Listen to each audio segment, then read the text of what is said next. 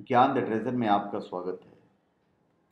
और हम आपको बताएंगे भगवान गणेश के प्रतीक चिन्हों का पौराणिक रहस्य। लंबोदर के नाम से संबोधित किए जाने वाले हमारे गणेश जी को रिद्धि सिद्धि का दाता कहा जाता है। गणों के स्वामी होने के कारण उनका एक नाम गणपति है। देवी देवताओं में प्यारे गणेश जी के मस्तक तो हाथी का है, लेकिन वह सवारी नन्हे मुसक की करते हैं।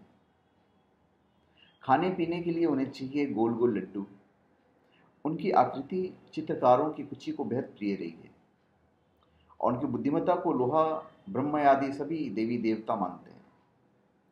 उनके विभिन्न स्वरूप को लेकर उनके भक्तों में जिज्ञासा बनी रहती है। तो कुछ जिज्ञासाओं को चलिए हम आपको दूर कर देते हैं। पहली बात तो भगवान गणेश की सबसे पहले पूजा क्यों की जाती है? कोई भी शुभ काम करने से पहले भगवान गणेश की पूजा जरूर की जाती है। इस तरह की स्थिति को हम श्री गणेश के नाम से भी जानते हैं। अब मन में सवाल ये उठता है कि आखिर क्यों भगवान श्री गणेश की पूजा अन्य देवताओं से पहले की जाती है? कोई तो वजह होगी ना। गणेश जी की प्रथम पूजा के संबंध में कई पौराणिक कथाएं भी प्रचलित है। जब भगवान गणेश ने एक्चुअली में उनका सिर कटा था, तो भगवान शिव ने गणेश जी का जब सिर काटा तो उस समय पार्वती बहुत क्रोधित हुई। गज का सिर लगाने के बाद जब वो शिव से रूठी रही तो शिव ने उन्हें वचन दिया कि उनका पुत्र गणेश कुरूप नहीं कहलाएगा, बल्कि उसकी पूजा सभी देवताओं से पहले की जाएगी। इसलिए कोई भी कार्य शुरू करने से पहले हम ओम गणेशाय नमः कहते हैं। दूसरी कथा एक और भी है। उस कथा के अनुसार एक बार सभी देवताओं में पहले पूजे जाने को लेकर विवाद छिड़ गया। आपसी झगड़ा सुलझाने के लिए वे भगवान विष्णु के पास गए। विष्णु जी सभी देवताओं को लेकर महेश्वर शिव के पास गए। शिव ने यह शर्त रखी कि जो पूरे विश्व की परिक्रमा करके सबसे पहले यहाँ पहुंचेगा वो श्रेष्ठ होगा और उसी की पूजा सर्वप्रथम होगी। शर्त सुनते ही सभी देवता शीघ्रता से अपने अपने वाहनों में बैठ गए और परिक्रमा करने के लिए निकल गए। गणेश जी ने बुद्धि चातुर्य का प्रयोग किया और माता पिता से एक साथ बैठने का अनुरोध किया।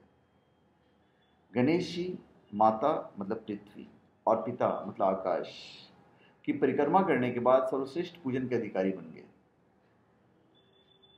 ओम में भी गणेश हैं। शिव मानस पूजा में श्री गणेश को ओम या ओंकार का नामांतर प्रणव किया गया है।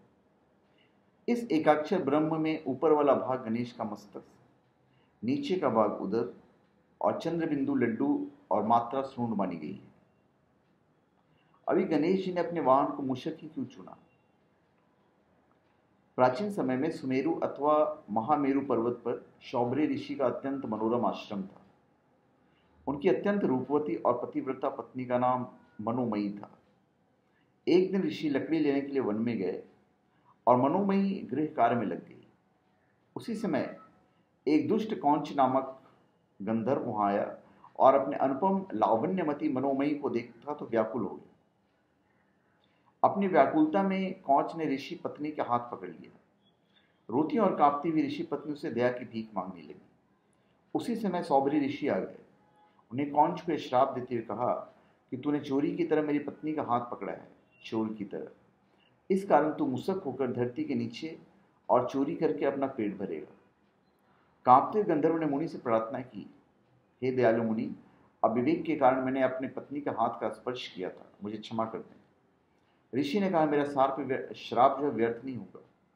तथापि द्वापर में महर्षि पराशर के यहाँ गणपति देव गजमुख रूप में प्रकट होंगे, तब तो उनका वाहन बन जाएगा, जिससे देवगण भी तुम्हारा सम्मान करने लगेंगे।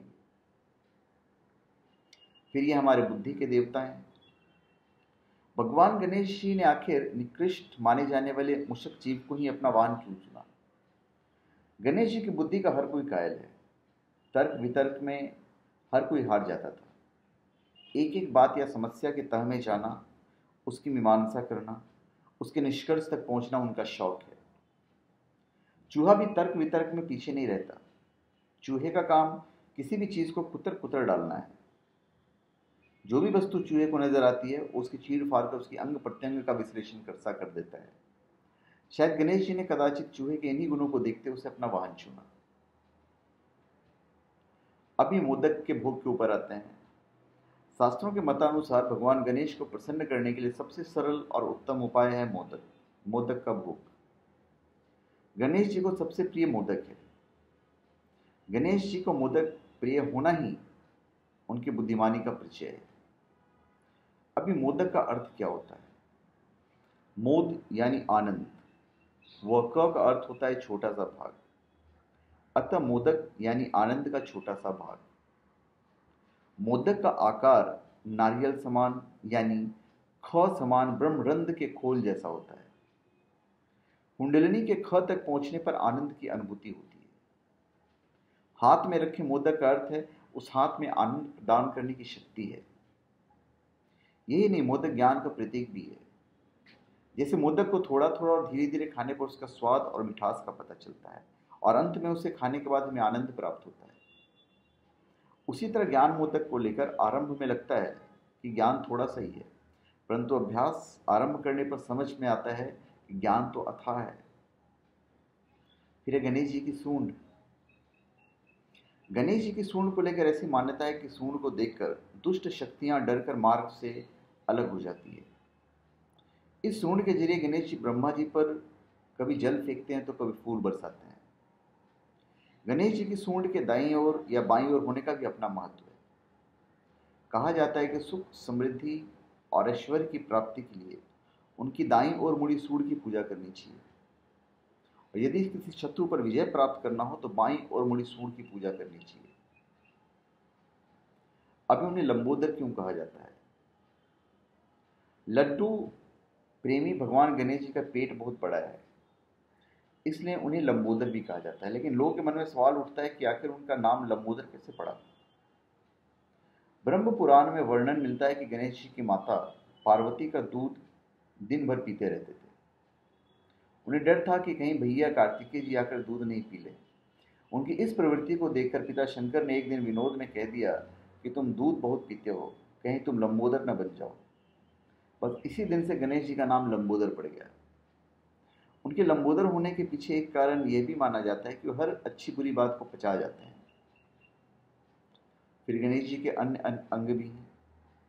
हाथी जैसा सिर होने के कारण गणेश भगवान को गजानन भी कहते हैं। उनके बड़े कान ग्रह शक्ति की सूचक है, अर्थात इसका मतलब हमें कान का कच्चा नहीं होना चाहिए। कान से सुने सभी की, लेकिन उतारे मन में सत्य की। वहीं उनकी छोटी सी पैनी आंखें सूक्ष्म तीक्ष्ण दृष्टि के सूचक हैं, अर्थात सूक्ष्म आंखें जीवन में सूक्ष्म दृष्टि देखने की प्रेरणा देती है।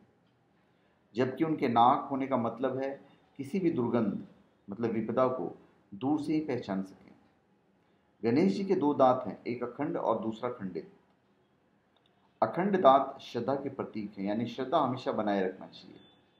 खंडित दांत है बुद्धि का प्रतीक। इसका तात्पर्य है कि एक बार बुद्धि भ्रमित हो लेकिन श्रद्धा नहीं डगमगाना चाहिए। तो धन्यवाद। आप हमारे चैनल पे सब्सक्राइब करें और अपने कमेंट दीजिए। धन्यवाद।